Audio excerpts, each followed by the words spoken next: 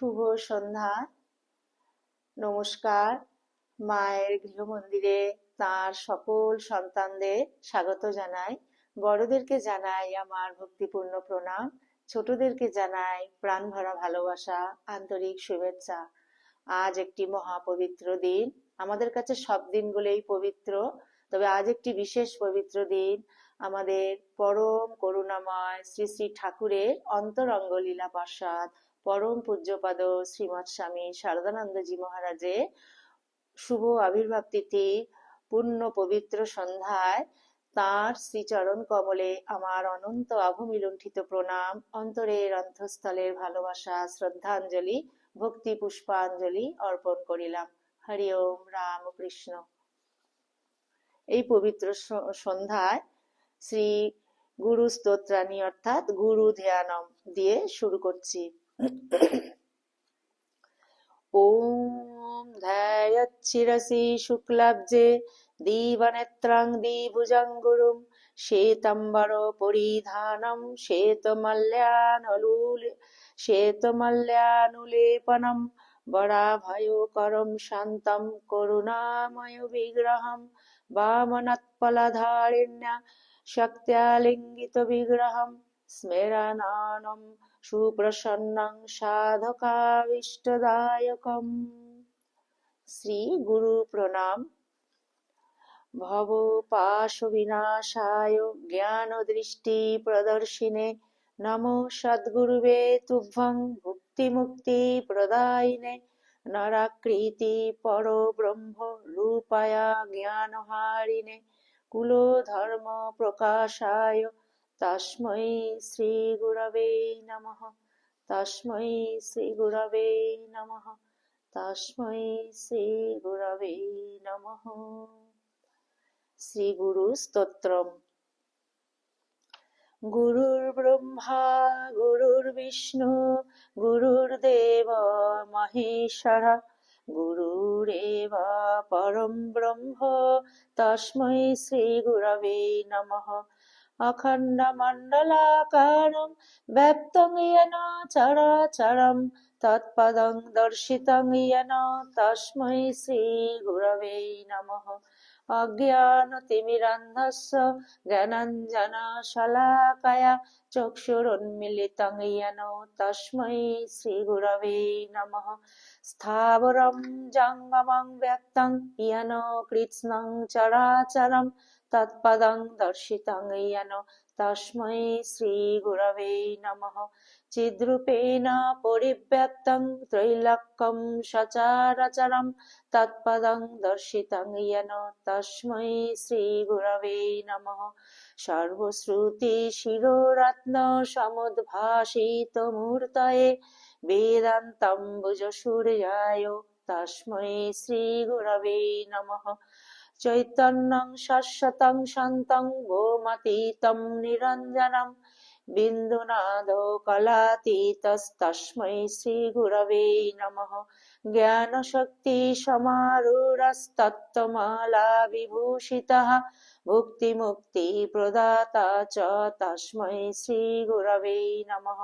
অনেক জন্ম সম্প্রাপ্ত কর্মেন্ধন বিদাহিনে আত্মজ্ঞানাগ্নিদাহেন তস্मै শ্রী গুরবে নমঃ।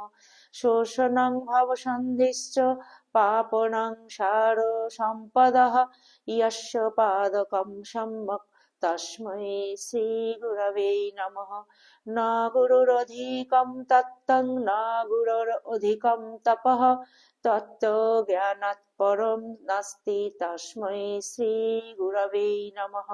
মন্নাথ শ্রী জগন্নাথ মদ্গুরু শ্রী জগদ্গুরু মদাত্মা সর্বভূতাত্মা তস্मै শ্রী গুরবে নমঃ। গুরুরাদিরনাদিশ্চ গুরু পরম দৈবতম গুরু পরতং নাস্তি তস্मै শ্রী গুরবে নমঃ। ব্রহ্মানন্দম পরম সুখদম কেবলম জ্ঞানমূর্তিম দ্বন্দ্বাতীতম গগনসদৃশম তত্ত্বমস্যাদিলক্ষ্যম एकं नित्यं विमलमचलं सर्वाधिसाक्षिभूतं भावातीतं त्रिगुणरहितं सद्गुरुं त्वं नमामि, सद्गुरुं त्वं नमामि, सद्गुरुं त्वं नमामि। জয় গুরুদেব। গুরু পরম্পরায় সকল সদ্গুরুর শ্রীপাদ পদ্মে এই পবিত্র সন্ধ্যায় আমার অনন্ত অভূমি লুণ্ঠিত প্রণাম, অন্তরের অন্তঃস্থলের ভালোবাসা, শ্রদ্ধাঞ্জলি, ভক্তি পুষ্পাঞ্জলি অর্পণ করিয়া নিত্য পাঠে প্রবেশ করছি।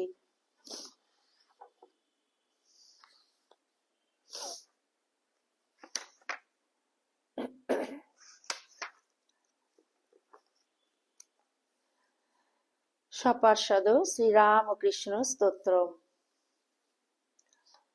সর্বধর্মস্থাপকস্তম সর্বধর্মস্বরূপকঃ সর্বধর্মস্থাপকস্তম সর্বধর্মস্বরূপকঃ আচার্যাণাং মহাচার্য রামকৃষ্ণায় তে নমঃ।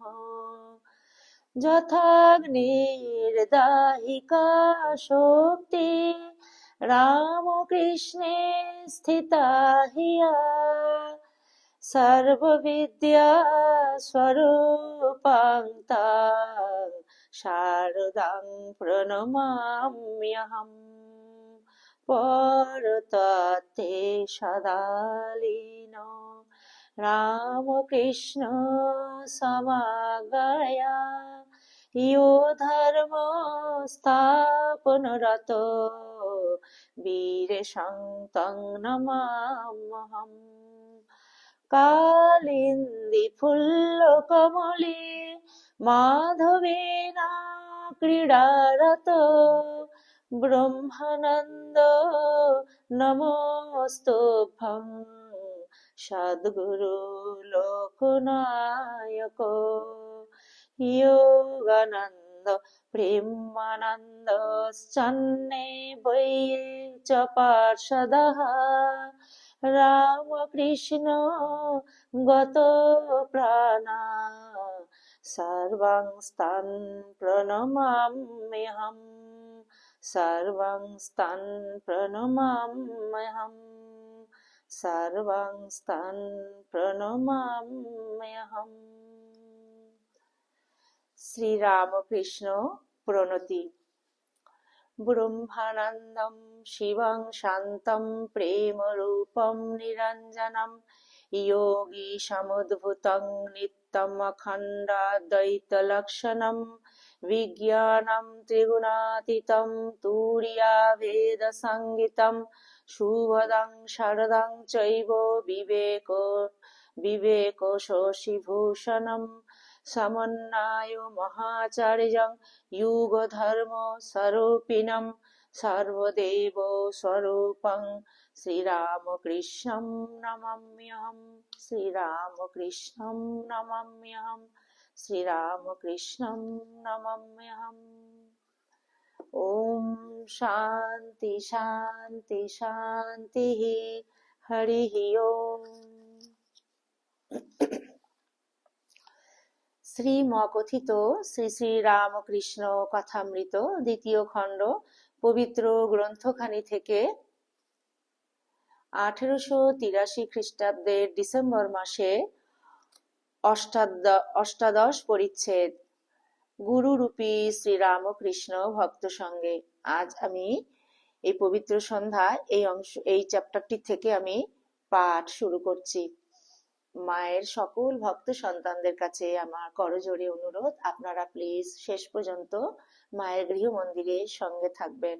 আরেকবার বলছি, শ্রীমকথিত শ্রী শ্রী রামকৃষ্ণ কথামৃত দ্বিতীয় খণ্ড 1883 খ্রিস্টাব্দের ডিসেম্বর মাস গুরুরূপী শ্রীরামকৃষ্ণ ভক্ত সঙ্গে অষ্টাদশ পরিচ্ছেদ এই অংশ থেকে আমি পাঠ শুরু করছি।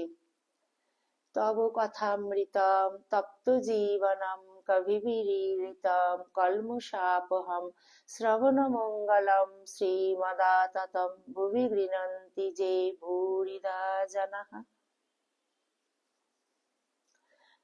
অষ্টাদশ পরিচ্ছেদ। সমাধি মন্দিরে ঈশ্বর দর্শন ও ঠাকুরের পরমহংস অবস্থা। ঠাকুর শ্রীরামকৃষ্ণ তাঁহার ঘরের দক্ষিণ পূর্বের বারান্দায় রাখাল, লাটু, মণি, হরিশ প্রভৃতি ভক্ত সঙ্গে বসিয়া আছেন। বেলা 9টা হবে। রবিবার, অগ্রহায়ণ কৃষ্ণা নবমী, 23শে ডিসেম্বর 1883। মণির গুরুগৃহে বাসের আজ দশম দিবস। শ্রীযুক্ত মনমোহন কোন্নগর হইতে সকালবেলায় আসিয়াছেন। ঠাকুরকে দর্শন করিয়া ও কিয়ৎক্ষণ বিশ্রাম করিয়া আবার কলিকাতায় যাইবেন। হাজরাও ঠাকুরের কাছে বসিয়া আছেন। নীলকণ্ঠের দেশের একজন বৈষ্ণব ঠাকুরকে গান শোনাইতেছেন। বৈষ্ণব প্রথমে নীলকণ্ঠের গান গাইলেন। শ্রী গৌরাঙ্গ সুন্দর নব নটবর তপত কাঞ্চন কায়।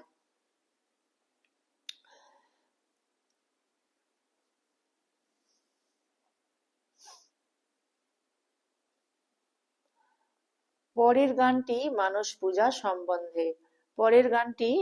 পূজা সম্বন্ধে। শ্রীরামকৃষ্ণ হাজরার প্রতি।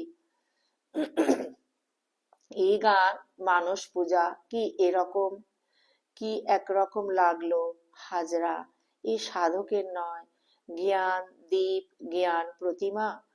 পঞ্চবটিতে তোতাপুরীর ক্রন্দন, পদ্মলোচনের ক্রন্দন। শ্রীরামকৃষ্ণ আমার কেমন কেমন বোধ হলো।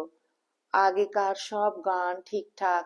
পঞ্চবটিতে ন্যাংটার কাছে আমি গান গেয়েছিলাম। জীব সাজে সমরে, রণবেশে কাল প্রবেশে তোর ঘরে। আর একটা গান, দোষ কারো নয় গো মা, আমি সখাত সলিলে ডুবে মরি শ্যামা।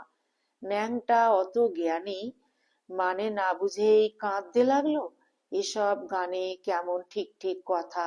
ভাব শ্রীকান্ত নরকান্তকারী রে, নিতান্ত কৃতান্ত ভয়ান্ত হবি।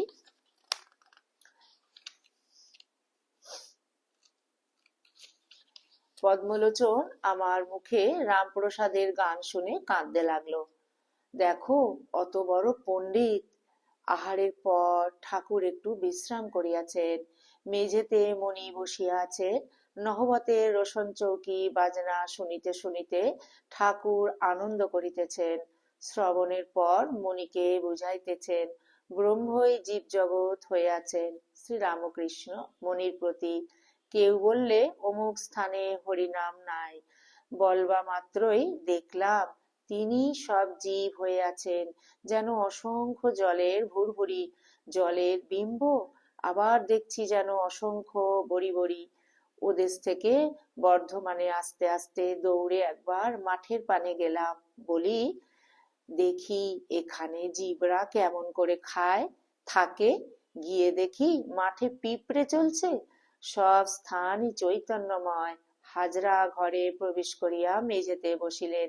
শ্রীরামকৃষ্ণ নানা ফুল, পাপড়ি থাক থাক, পাপড়ি থাক থাক, তাও দেখছি।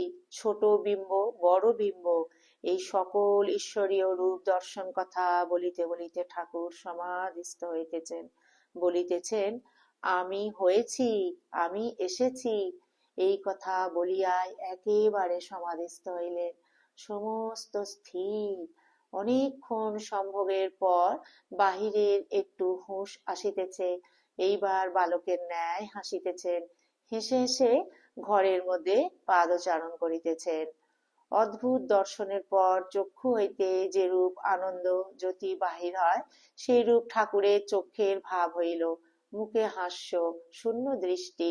ঠাকুর পায়চারি করিতে করিতে বলিতেছেন, বটতলায় পরমহংস দেখলাম এই রকম হেসে চলছিল, সেই স্বরূপ কি আমার হলো? এইরূপ পাদচারণের পর ঠাকুর ছোট্ট খাটটিতে গিয়া বসিয়াছেন ও জগন্মাতার সহিত কথা কহিতেছেন। ঠাকুর বলিতেছেন, যাক, আমি জানতেও চাই না মা, তোমার পাদপদ্মে যেন শুদ্ধা ভক্তি থাকে। মনির প্রতি। খুব বাসনা গেলেই এই অবস্থা। আবার মাকে বলিতেছেন, মা, পূজা উঠিয়েছ, সব বাসনা যেন যায় না। পরমহংস তো বালক, বালকের মা চাই না। তাই তুমি মা, আমি ছেলে। মার ছেলে মাকে ছেড়ে কেমন করে থাকে? ঠাকুর এইরূপ স্বরে মার সঙ্গে কথা বলিতেছেন যে পাষাণ পর্যন্ত বিগলিত হইয়া যায়। আবার মাকে বলিতেছেন, শুধু অদ্বৈত জ্ঞান? হ্যাক, থু থু। যতক্ষণ আমি রেখেছ ততক্ষণ তুমি। পরমহংস তো বালক, বালকের মা চাই না। মণি অবাক হইয়া ঠাকুরের এই দেব দুর্লভ অবস্থা দেখিতেছেন। ভাবিতেছেন, ঠাকুর অহেতুক কৃপা সিন্ধু। তাহারই বিশ্বাসের জন্য, তাহারই চৈতন্যের জন্য আর জীব শিক্ষার জন্য গুরুরূপী ঠাকুর শ্রী রামকৃষ্ণের এই পরমহংস অবস্থা। মণি আরো ভাবিতেছেন, ঠাকুর বলেন অদ্বৈত চৈতন্য নিত্যানন্দ। অদ্বৈত জ্ঞান হলেই চৈতন্য হয়, তবেই নিত্যানন্দ হয়। ঠাকুরের শুধু অদ্বৈত জ্ঞান নয়, নিত্যানন্দের অবস্থা। জগন্মাতার প্রেমানন্দে সর্বদাই বিভোর মাতোয়ারা। হাজরা ঠাকুরের এই অবস্থা হঠাৎ দেখিয়া হাত জোর করিয়া মাঝে মাঝে বলিতে লাগিলেন, ধন্য ধন্য। শ্রীরামকৃষ্ণ হাজরাকে বলিতেছেন, তোমার বিশ্বাস কই? তবে তুমি এখানে আছো যেমন জটিলে কুটিলে, লীলা পোষ্টাই জন্য। বৈকাল হইয়াছে, মুনি একাকী দেবালয়ে নির্জনে বেড়াইতেছেন। ঠাকুর শ্রীরামকৃষ্ণের এই অদ্ভুত অবস্থা ভাবিতেছেন, আর ভাবিতেছেন ঠাকুর কেন বলিলেন ক্ষোভ বাসনা গেলেই এই অবস্থা। এই গুরুরূপী ঠাকুর শ্রীরামকৃষ্ণ কে? স্বয়ং ভগবান কি আমাদের জন্য দেহ ধারণ করে এসেছেন? ঠাকুর ঠাকুর বলেন, ঈশ্বর কোটি অবতারদি না হলে জড় সমাধি অর্থাৎ নির্বিকল্প সমাধি হতে নেমে আসতে পারে না। ঊনবিংশ পরিচ্ছেদ। আহুস্তামৃষায় সর্বে দেবর্ষির্নারদস্তথা অসিত দেবলো ব্যাস স্বয়ং চৈব ব্রবিষিমে। গুহ্য কথা। পরদিন ঠাকুর শ্রীরামকৃষ্ণ ঝাউতলায় মণির সহিত একাকী কথা কহিতেছেন। বেলা 8টা হইবে। সোমবার, কৃষ্ণপক্ষের দশমী তিথি, 24শে ডিসেম্বর 1883 খ্রিস্টাব্দ। আজ মণির প্রভু সঙ্গে একাদশ দিবস। শীতকাল। সূর্যদেব পূর্বকোণে সবে উঠিয়াছেন। ঝাউতলার পশ্চিম দিকে গঙ্গা বহিয়া যাইতেছেন। এখন উত্তর বাহিনী।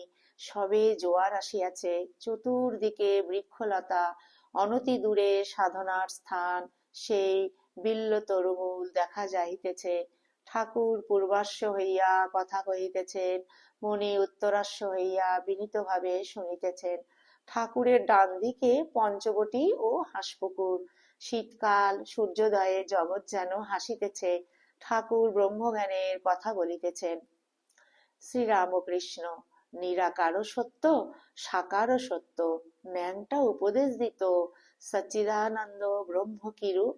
যেমন অনন্ত সাগর, ঊর্ধ্বে নিচে ডাইনে বামে জলে জল, কারণ সলিল। জল স্থির, কার্য হলে তরঙ্গ। সৃষ্টি স্থিতি প্রলয় কার্য। আবার বলতো, বিচার যেখানে গিয়ে থেমে যায় সেই ব্রহ্ম। যেমন কর্পূর জ্বালালে পুড়ে যায়, একটু ছাইও থাকে না। ব্রহ্মবাক্য মনের অতীত। লুনের পুতুল সমুদ্র মাপতে গেছিল, এসে আর খবর দিলে না, সমুদ্রেতেই গলে গেল। ঋষিরা রামকে বলেছিলেন, রাম ভরদ্বা রাম ভরদ্বাজাদি রাম ভরদ্বাজাদি তোমাকে অবতার বলতে পারেন, কিন্তু আমরা তা বলি না। আমরা শব্দ ব্রহ্মের উপাসনা করি, আমরা মানুষ রূপ চাই না। রাম একটু হেসে প্রসন্ন হয়ে তাদের পূজা গ্রহণ করে চলে গেলেন। কিন্তু যাঁরই নিত্য তাঁরই লীলা। যেমন দুই বলেছি, ছাদ আর সিঁড়ি। ঈশ্বর লীলা, দেবলীলা, নরলীলা, জগৎলীলা। নরলীলায় অবতার। নরলীলা কিরূপ জানো? যেমন বড় ছাদের জল নল দিয়ে হুড়ুর করে পড়ছে, সেই সচ্চিদানন্দ, তারই শক্তি একটি প্রণালী দিয়ে নলের ভিতর দিয়ে আসছে। কেবল ভরদ্বাজাদি 12 জন ঋষি রামচন্দ্রকে অবতার বলে চিনেছিলেন। অবতারকে সকলে চিনতে পারে না। ঠাকুর শ্রীরামকৃষ্ণ মুনির প্রতি, তিনি অবতার হয়ে জ্ঞান ভক্তি শিক্ষা দেন। আচ্ছা, আমাকে তোমার কিরূপ বোধ হয়? আমার বাবা গয়াতে গিয়েছিলেন, সেখানে রঘুবীর স্বপন দিলেন আমি তোদের ছেলে হব। বাবা স্বপন দেখে বললেন, ঠাকুর, আমি দরিদ্র ব্রাহ্মণ, কেমন করে তোমার সেবা করব? রঘুবীর বললেন, তা হয়ে যাবে। দিদি, হৃদের মা, আমার পা পূজা করত ফুল চন্দন দিয়ে। একদিন তার মাথায় পা দিয়ে মা বললে, তোর কাশিতেই মৃত্যু হবে। এই অংশটি আবার রিপিট করছি। দিদি অর্থাৎ হৃদের মা আমার পা পুজো করত ফুল চন্দন দিয়ে। একদিন তার মাথায় পা দিয়ে মা বললে, তোর কাশিতেই মৃত্যু হবে। সেজবাবু বললে, বাবা, তোমার ভিতরে আর কিছু নাই, সেই ঈশ্বরই আছেন। দেহটা কেবল খোল মাত্র, যেমন বাহিরে কুমড়োর আকার, কিন্তু ভিতরে শ্বাস বিচি কিছুই নাই। তোমায় দেখলাম যেন ঘোমটা দিয়ে কেউ চলে যাচ্ছে। আগে থাকতে সব দেখিয়ে দেয়। বটতলায় অর্থাৎ পঞ্চবটী তলায় গৌরাঙ্গের সংকীর্তনের দল দেখেছিলাম, তার ভিতর যেন বলরামকে দেখেছিলাম, আর যেন তোমায় দেখেছিলাম। গৌরাঙ্গের ভাব জানতে চেয়েছিলাম। ও দেশে শ্যামবাজারে দেখালে গাছে পাঁচিলে লোক, রাত দিন সঙ্গে সঙ্গে লোক, 7 দিন হাঁকবার জো ছিল না। তখন বললাম, মা, আর কাজ নাই, তাই এখন শান্ত। আর একবার আসতে হবে, তাই পার্শ্বদের সব জ্ঞান দিচ্ছি মা। আর একবার আসতে হবে, তাই পার্শ্বদের সব জ্ঞান দিচ্ছি না। সহাস্যে, তোমাদের যদি সব জ্ঞান দিই, তাহলে তোমরা আর সহজে আমার কাছে আসবে কেন? তোমায় চিনেছি তোমার চৈতন্য ভাগবত পড়া শুনে। তুমি আপনার জন, এক সত্তা, যেমন পিতা আর পুত্র। এখানে সব আসছে যেমন কলমির দল, এক জায়গায় টানলেই সবটা এসে পড়ে। পরস্পর সব আত্মীয়, যেমন ভাই ভাই। জগন্নাথে রাখাল হরিশ টরিশ গিয়েছে, আর তুমিও গিয়েছো, তা কি আলাদা বাসা হবে? যতদিন এখানে আসো নাই, ততদিন ভুলেছিলে, এখন আপনাকে চিনতে পারবে। তিনি গুরু রূপে এসে জানিয়ে দেন। ন্যাংটা বাঘ আর ছাগলের ন্যাংটা বাঘ আর ছাগলের পালের গল্প বলেছিল। একটা বাঘিনী ছাগলের পাল আক্রমণ করেছিল। একটা ব্যাধ দূর থেকে দেখে ওকে মেরে ফেললে। ওর পেটে ছানা ছিল, সেটা প্রসব হয়ে গেল। সেই ছানাটা ছাগলের সঙ্গে বড় হতে লাগলো। প্রথমে ছাগলদের মায়ের দুধ খায়, তারপর একটু বড় হলে ঘাস খেতে আরম্ভ করলে। আবার ছাগলদের মতো ভ্যাঁ ভ্যাঁ করে, ক্রমে খুব বড় হলো, কিন্তু ঘাস খায় আর ভ্যাঁ ভ্যাঁ করে। কোনো জানোয়ার আক্রমণ করলে ছাগলদের মতো দৌড়ে পালায়। একদিন একটা ভয়ঙ্কর বাঘ ছাগলদের পাল আক্রমণ করলে সে অবাক হয়ে দেখলে যে ওদের ভিতর একটা বাঘ ঘাস খাচ্ছিল। ছাগলদের সঙ্গে সঙ্গে দৌড়ে পালালো। তখন ছাগলদের কিছু না বলে ওই ঘাস খেকো বাঘটাকে ধরলো। সেটা ভ্যাঁ ভ্যাঁ করতে লাগলো আর পালাবার চেষ্টা করতে লাগলো। তখন সে তাকে একটা জলের ধারে টেনে নিয়ে গেল আর বললে, এই জলের ভিতর তোর মুখ দেখ, দেখ, আমারও যেমন হাড়ির মতো মুখ, তোরও তেমনি। তারপর তার মুখে একটু মাংস গুজে দিলে। প্রথমে সে কোনো মতে খেতে চায় না, তারপর একটু আস্বাদ পেয়ে খেতে লাগলো।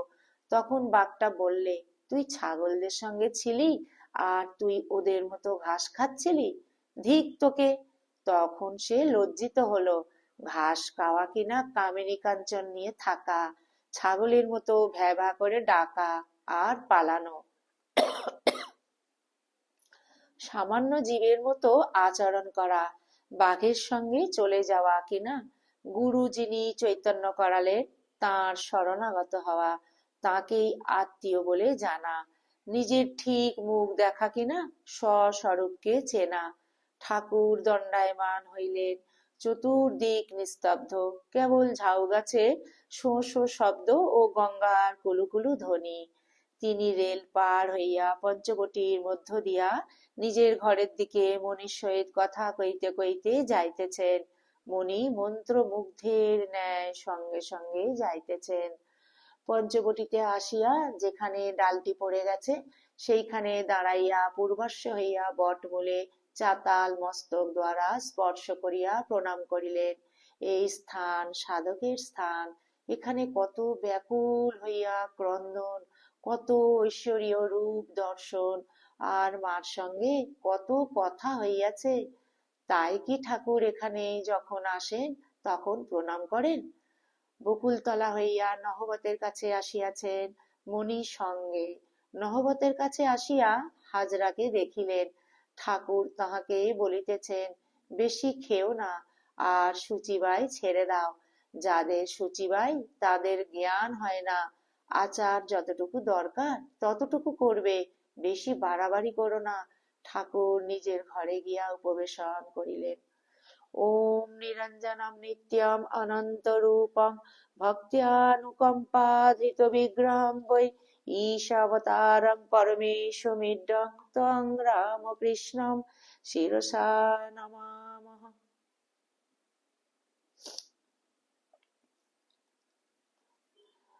আজ পরম পূজ্যপাদ শ্রীমৎ স্বামী শারদানন্দজি মহারাজের শুভ আবির্ভাব তিথি।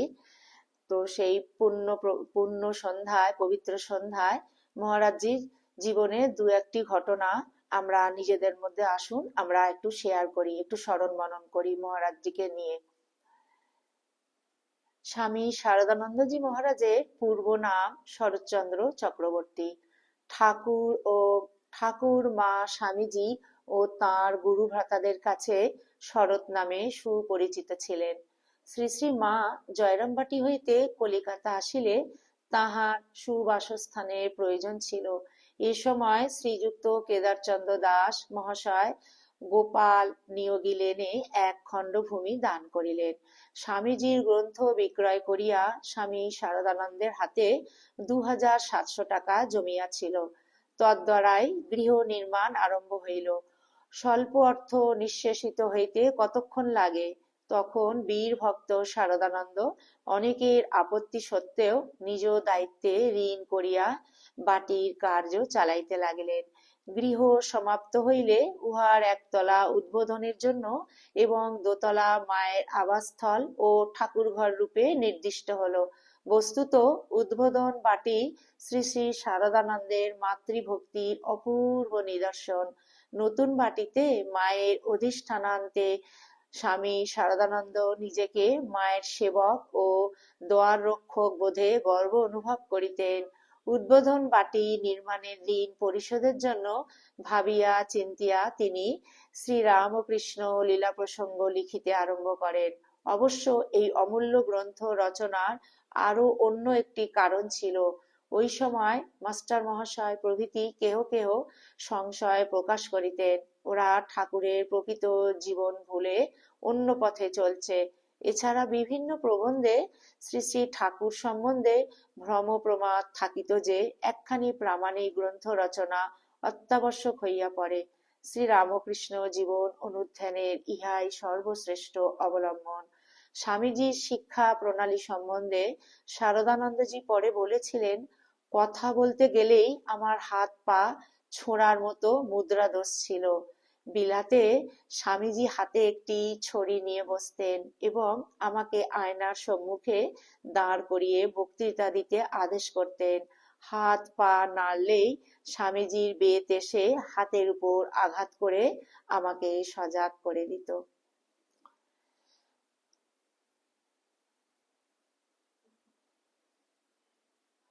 ॐ स्थापकाय च धर्मस्य सर्वधर्मस्वरूपिणे अवतारवरिष्ठाय रामकृष्णाय ते नमः।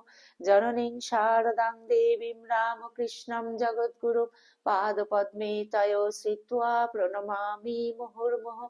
नमः श्रीजतिराजाय विवेकानन्दसूरये सच्चित्सुखस्वरूपाय स्वामिने तापहारिणे। ॐ शान्ति शान्ति शान्तिः। हरिः ॐ तत्सत्। श्रीरामकृष्णार्पणमस्तु। जय श्री गुरु महाराज जी की जय। जय महामाय की जय। जय स्वामी जी महाराज जी की जय। जय श्री श्री कथामृतकार मास्टर महाशय श्री माँ की जय। जय परम पूज्य पद श्रीमद स्वामी शरणानंद जी महाराज जी की जय। जय गंगा माई की जय। পবিত্র সন্ধ্যায় শ্রীমকথিত শ্রী শ্রী রামকৃষ্ণ কথামৃত আজ এই পর্যন্ত। আসুন আমরা সমবেতভাবে ঠাকুরের শ্রীপাদ পদ্মে আমরা আমাদের প্রার্থনা আমরা নিবেদন করি। ঠাকুর যেন তার সকল সন্তানদের নিজ নিজ সাধন জীবন সদা সর্বদা সর্বত্র রক্ষা করেন। ঠাকুরের অসীম কৃপা করুণা দয়া আশীর্বাদ তার সকল সন্তানদের উপর অজোর ধারায় বর্ষিত হোক। ঠাকুর যেন আমাদের প্রকৃত চৈতন্যের জাগরণ করেন।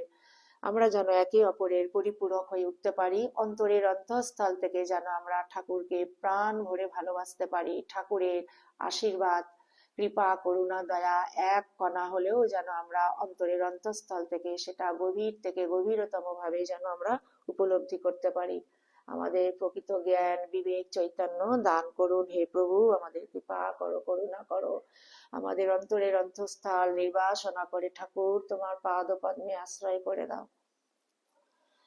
আপনারা সবাই ঠাকুরের কৃপায় অসীম কৃপায় খুব ভালো থাকবেন, সুস্থ থাকবেন, আনন্দে থাকবেন। সদা সর্বদা আমরা যেন ঠাকুরকে নিয়ে থাকতে পারি। এই পবিত্র পুণ্য সন্ধ্যায় ঠাকুরের শ্রীপাদ পদ্মে এই সমবেত প্রার্থনাটি আমরা নিবেদন করিলাম।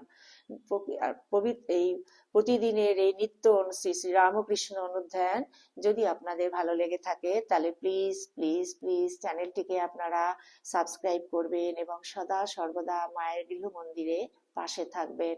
একটি লাইক করবেন, এই বিনীত অনুরোধ রইল। আজকে এই পর্বটি আমি এখানেই পরিসমাপ্তি করছি। আবার অন্য একটি পর্বে অন্য একটি নতুন ভিডিও নিয়ে আপনাদের সামনে উপস্থিত হব। ততক্ষণ পর্যন্ত আমরা যেন ঠাকুরের শ্রীপাদ পদ্মে এই মনটিকে ফেলে রাখতে পারি। গুরুদেব ঠাকুর মা স্বামীজি মাস্টার মশাই শ্রীপাদ পদ্মে শুভরাত্রি জানিয়ে মায়ের সকল ভক্ত সন্তানদের জানাই শুভরাত্রি। আপনারা সবাই খুব ভালো থাকবেন, সুস্থ থাকবেন, আনন্দে থাকবেন। জয়তু জয়তু জয়তু শ্রী শ্রী রামকৃষ্ণ শরণাম শরণ্যে শরণাগত শরণাগত শরণাগত। প্রভু তোমার সকল সন্তানকে কৃপা করো, করুণা করো, দয়া করো। সদা সর্বদা তোমার সকল সন্তানদের তুমি রক্ষা করিও প্রভু।